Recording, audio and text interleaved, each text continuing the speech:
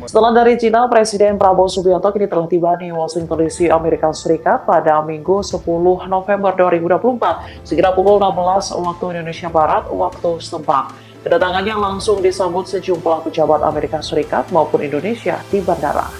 Sambutan ini dilakukan oleh pejabat Kepala Protokol Amerika Serikat, Ethan Rosenthal.